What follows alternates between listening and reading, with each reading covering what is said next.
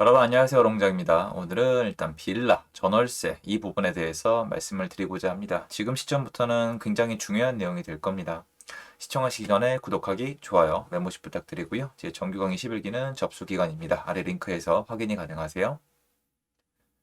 서울 아파트 전셋값 6억 원 넘으니 빌라 전월세 거래량 역대 최고. 1분기 서울 빌라 전월세 31,676건 기록. 경제 만렙에서 아파트 전셋값 상승에 빌라 수요 늘어라고 되어 있습니다. 물론 이 내부 사항은 시장에 나가봐야 알 수가 있지만요. 제가 빌라에 나갔을 때 좀 놀란 게 뭐냐면은 여러분이 기억을 하셔야 되는 게 빌라는 원래 잘 안 오릅니다. 빌라 나쁘다고 말씀드리는 게 아니고요. 저도 빌라 때문에 좀 고생을 많이 했었고요. 못 모르고 달려들어서. 그리고 빌라는 확실히 아파트보다 수요가 낮아요. 여러분 자신에게 스스로 한번 물어보세요. 자, 여러분이 아파트에 살다가 옆에 있는 빌라로 이사를 갔어요. 자, 그리고 다음 번은 여러분이 빌라에 살다가 이번에 아파트로 이사를 갑니다. 어느 쪽이 좀 더 사람이 잘 된 거라고 생각하세요? 제 이 발언이 누군가에게 좀 이렇게 좀 편견을 드릴 수도 있다는 거 알고 있습니다만 그냥 제 채널은 그런 거 편하게 얘기하는 곳이니까 주로 아파트에 살다가 빌라로 가는 경우는 뭔가 사정이 있는 겁니다. 실제로 거주해 보시면 아파트가 더 살기 좋습니다. 그게 아니면 아파트가 늘 빌라보다 비쌀 만한 이유가 없겠죠. 똑같은 지방칸인걸요. 요새 빌라도 잘 짓거든요. 그러면 일단 단편적으로 우리가 빌라보다 아파트를 선호한다는 건 우리 모두가 이제 인정할 수 있지 않을까 싶습니다. 자, 그래서 빌라는 잘 안 오릅니다. 빌라는 두 가지 약점을 가지고 있습니다. 아주 쉬운데요. 저는 모든 것을 수요와 공급이라고 생각을 합니다.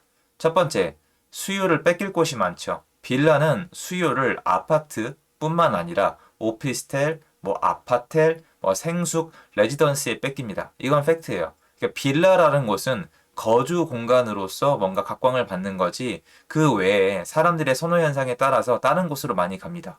그러면 수요가 이렇게 많지 않다는 뜻일 수도 있겠죠. 덜컹덜컹거린다는 뜻이겠죠. 자, 그러면 공급은 어떻느냐? 여러분 아파트가 공급이 쉬울까요? 빌라가 공급이 쉬울까요? 여러분 아시겠지만 빌라는 건축하시는 분들은 대부분 공급을 해보신 경험이 많이 있습니다. 그런데 그분들이 아파트 대단지를 지은 경험이 있을까요? 자, 삼성, 예, 아시겠죠? 삼성, 뭐 대우, 아니면 쌍용 이런 거, 현대. 얘네가 왜 유명합니까? 얘네가 왜 대기업이에요? 얘네가 왜 일군건설사입니까? 빌라를 지어서 아파트를 짓기 때문에 일군건설사 얘기를 듣는 거잖아요. 바꿔 얘기하자면 공급은 아파트가 훨씬 더 어렵습니다. 선호도는 아파트가 훨씬 높은데 공급도 아파트가 훨씬 어렵죠. 빌라는 공급은 쉬운데 수요는 적습니다. 자, 그러면 정답은 나와 있죠. 빌라가 가격이 올라가기 훨씬 더 어려운 구조입니다. 공급이 쉽고 수요가 적으니까요. 그런데 최근 몇 년 동안에 빌라가 정말 많이도 올랐습니다. 특히 서울, 특히 주요 입지에 있는 빌라는 많이도 올랐고요. 전세, 월세까지 다 올랐습니다. 한국에 있는 주거 상품은 거의 다 전월세 매매 가격이 전부 다 상승했습니다. 굉장한 기염을 토해냈는데요. 저도 좀 많이 놀랐습니다. 자, 그러면 하나하나 차근차근 정리를 해볼까요, 저랑? 빌라는 아파트보다 수요가 적죠. 공급은 더 쉬워요. 그래서 여태까지 가격이 올라가지 못했습니다. 근데 몇 년 동안에 빌라 가격이 좀 심하게 얘기해서 몇몇 군데는 폭등을 했습니다. 왜 이럴까요? 쉽죠, 여러분. 왜 이럴까요? 뭔가 수요가 더 생겨났다는 거죠. 뭔가 공급은 더 어려워졌다는 거죠. 뭐가 있을까요? 하나하나 뜯어보면 다 답이 나와 있습니다. 수요는 일단 다른 주거 상품에서 밀려 나온 겁니다. 이게 빌라 사시는 분들에게 안 좋게 들릴 수도 있는 거 알아요. 하지만 저는 그렇게 파악을 하고 있습니다. 아파트에 사실 분들 아니면 좀 더 좋은 주거 형태에 사실 분들이 가격이 너무 올라가고 대출이 안 나오니까 밀려나신 거예요. 매매 수요만 밀려 나왔느냐? 아닙니다. 전세, 월세 수요도 다 밀려 나왔습니다. 왜? 아파트 매매 가격, 전세, 월세 전부 다 상승이 아니라 폭등을 했으니까 빌라로 밀려난 겁니다. 그래서 빌라를 사시는 분들, 빌라에 전세로 들어가시는 분들, 빌라에 월세로 사시는 분들 중에 다른 주거 형태에서 밀려 나오신 분들이 가중이 된 겁니다. 자, 그러면 제 말대로면 공급을 많이 하면 해결될 일인데 공급을 많이 하는 게 쉬울까요? 빌라는 어떻게 공급할까요? 기존에 주택이 있는 땅을 사서 부신 다음에 다시 짓거나 빈 땅을 사서 다시 지으면 됩니다. 그리고 이 순서대로 빌라가 더 많이 올랐습니다. 땅이 남아도는 지방의 빌라는 별로 오르지 않았고요. 그나마 땅이 좀 많이 올랐고 땅을 구하는 게 약간 어려운 수도권 외곽은 좀 덜 올랐고요. 빈 땅이 거의 없는 서울은 많이도 올랐습니다. 빈 땅을 찾아볼 수가 없는 서울 주요 입지는 더더욱 많이 올랐습니다. 이해가 되시죠? 근데 문제가 뭐냐? 자, 샀어요. 사는 것도 엄청 비싸게 샀는데 때려 부시고 다시 짓는데 뭐가 들어가죠? 원자재가 들어가는데 얘네가 지금 다 올라갔기 때문에 빌라 공급이 생각보다 점점 더 어려워지고 있습니다. 자, 그런데 이 빌라를 다 지었어요? 그럼 이 빌라를 만약에 분양을 해야지 짓는 건데 수분양자가 뭘 갖게 되죠? 그렇죠. 세금 납부의 의무를 가지게 됩니다. 수분양자, 짓는 사람, 시행하는 사람, 그 땅을 가지고 있는 사람 모두에게 모든 그 각종 부담이 더 올라가면 올라갔지 내려간 게 하나도 없습니다. 건설 비용, 뭐 인건비, 뭐 세금 다 올라갔습니다. 그럼 공급은 더 어려워졌죠. 서울의 빌라가 공급은 훨씬 더 어려워졌는데 서울의 빌라가 인기가 올라간 게 아니라 수요가 올라갔다면 더 올라갈 수밖에 없겠죠.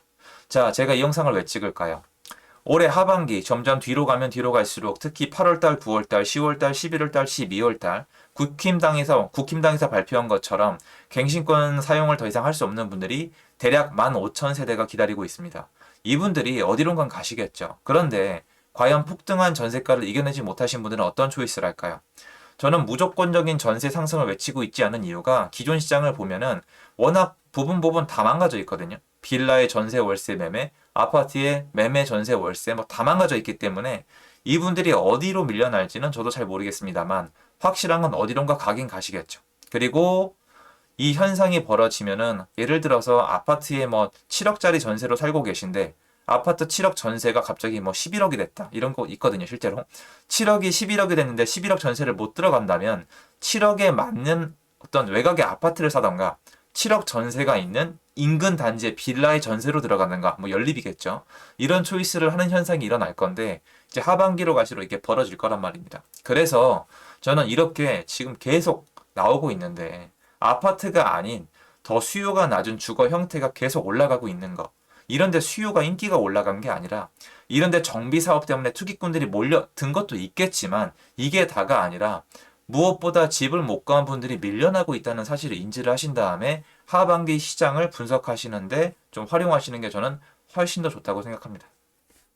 주택은 필수제이기 때문에 뭔가 우리 있던 개개인의 이해 상황이 다 녹아들어 있거든요.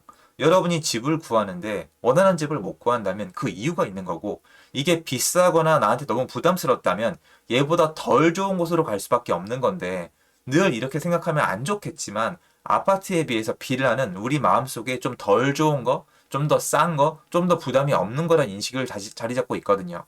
근데 만약에 이 빌라 시장이 갑자기 올라간다면 시장 전반적인 수급에 뭔가 문제가 있다는 파악을 하시는 습관이 있으셔야 됩니다. 그런데 빌라가 정말 많이 올라갔습니다. 저는 세금도 큰 문제라고 생각을 하고 있고요. 빌라 공급의 어려움도 정말 작은 문제라고 지금 여기는 것 같은데 생각을 해보시면 둔촌주공 사태가 멈췄잖아요. 둔촌주공 사태를 가지고 빌라 공급을 얘기하면은 어떤 생각하실지 저도 알아요. 하지만 여러분, 종부세도 그랬고 각종 세금, 아파트 문제도 그렇고 뭔가 하나의 문제를 시작을 해서 억압을 하기 시작하면은 옆으로 촘촘히 퍼져나가거든요. 그럼 언젠가 이 땅값 상승과 원자재 상승, 인건비 포함입니다. 이런 모든 것들이 세금이 모두가 합쳐져서 빌라 공급에 더 어려움으로 다가올 확률이 없다라고만 할 수 없지 않을까요? 물론 둔촌주공 사태는 재정비 사업이니까 얘기가 다릅니다. 재건축기가 다르지만 뭔가 공급하는데 어려움이 있으면 분명히 하거든요. 그런데 빌라라고 나중에 이 공급이 앞으로 편해질 거란 보장은 없어요. 지금 빌라 공급에 문제가 있다고 말씀드리는 게 아니라 이런 식으로 주택 공급 전체 시장에 문제가 생기기 시작을 하면 빌라 공급도 앞으로 좋아질 가능성은 낮다는 겁니다. 일단 철근 가격이 아마 지금 철근만 해도 톤당 제가 마지막 봤던 게 130만 원대였거든요. 제가 처음 봤던 게 100만 원대인데 130만 원대면 어마어마한 겁니다. 하나 지으려면 엄청 많이 들어가거든요. 그건 철근 대란 났었고 이게 좀 안정이 되고 있더라고요. 그런데 또 시멘트에다가 또 인건비에다가 각종 세금이 올라가면은 빌라를 공급하기 더 어려워지는 건 확실하거든요. 그리고 빌라 시행자도 이제 빌라 업자도 계산을 할 건데 내가 짓기가 더 어려워지면 분양을 싸게 할 수는 없거든요. 그런 현상들이 맞물리면서 빌라가 올라가고 있는 거라면 여러분이 원하는 주거 형태가 아파트라면은 접목시켜서 빨리 파악을 하셔야 됩니다. 아파트에서 밀려난 수요가 빌라를 올리고 있다면 아파트가 올라간 가격이 버블이 아니라 빌라가 다 올라가고 나면 이게 딱 세팅이 돼버리는 거잖아요. 그런 다음에는 좀 흔들리기 어려운 구조가 있거든요. 그 밑바닥이 사실은 빌라의 월세 전세거든요. 근데 다 올라가고 있습니다. 한번 확인해 보시면 좋겠고요. 앞으로 이런 문제를 약간 참고를 하셔서 아파트 시장과 접목하실 수 있기를 바랍니다. 도움되셨으면 좋겠고요. 제 영상은 여기까지입니다. 감사합니다.